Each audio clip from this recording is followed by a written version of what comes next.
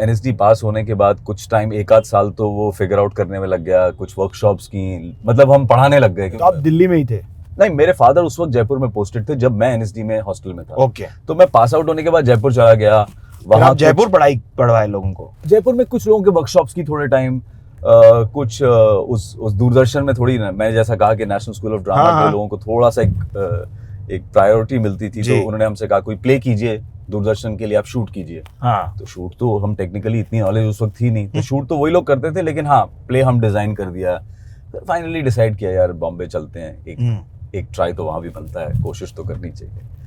But अब वो वाली बात है कि आज जो एक्सपोजर, जो क्लैरिटी लोगों में है, हमें वो थी नहीं। मतलब हमें लेफ्ट राइट ही नहीं पता था। बॉम्बे जिंदगी में पहली बार, उससे पहले कभी बॉम्बे देखा भी नहीं था। हाँ। किधर पधारे आप स्टेशन? तो पहले तो हम लोग भैया हमने जो एक so called famous PMGP colony है, आई एम श्योर जो ये इंटरव्यू देखेंगे बहुत रिलेट करेंगे।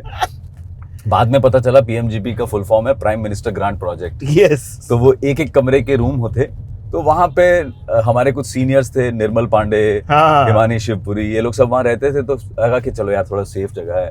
और अनुराग कश्यप वहां था, his brother Abhinav was there, lot of people. So ऐसा था कि थोड़ा सा रिलेटेबल जगह थी यार। तो वहां हमने रहना शुरू कर दिया। फिर वो घर छूट गया।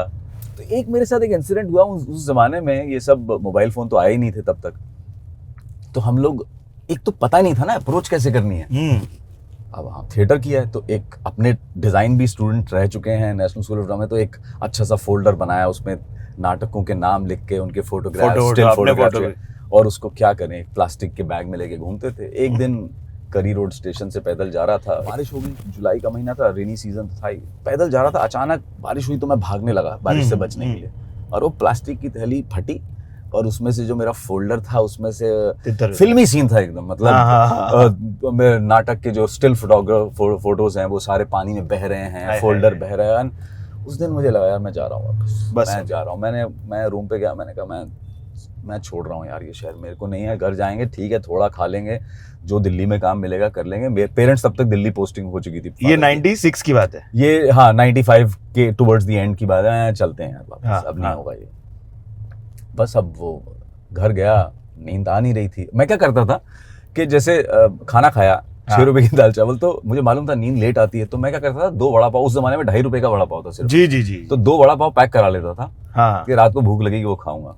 तो एक होती है ना मोटिवेशनल किताबें, स्पिरिचुअल किताबें, वो एक किताब थी, मैंने ऐसे ही पढ़ना शुरू किया। उसको पढ़ना शुरू किया तो कई बार ऐसा होता है ना कि जो आपकी स्टेट ऑफ माइंड होती है, और उस वक्त अगर आपको कोई एक साधारण सिंपल सा एक कोट मिल जाए, जी, और वो एक टर्निंग पॉइंट बन जाता है, वो रह जाता है आपके साथ। मैंने ऐसे ही फ्लिप करने की पेजेस शुरू किए, देखा, खोला तो उसमें एक लाइन लिखी हुई थी, हिंदी की किताब थी वो। अरे वाह। उसमें लिखा हुआ था कि अगर आप जिंदगी में कुछ नया और बड़ा पाना चाहते हैं तो जो आपके पुराने ऐश्वर्य हैं, पुराने जो कंफर्ट है, उससे बाहर निकलना पड़ेगा, उसको छोड़ना पड़ेगा।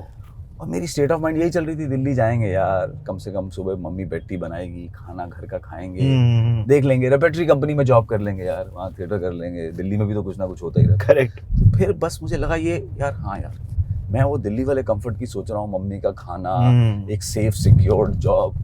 ऐसे यार बहुत क्लियर इंडिकेशन आ रहा है कि अगर कुछ आगे करना है तो ये तकलीफें और उस ऐशो आराम को भूलना पड़ेगा। कंफर्ट जोन से I think that was the time I decided, I said जाऊंगा नहीं।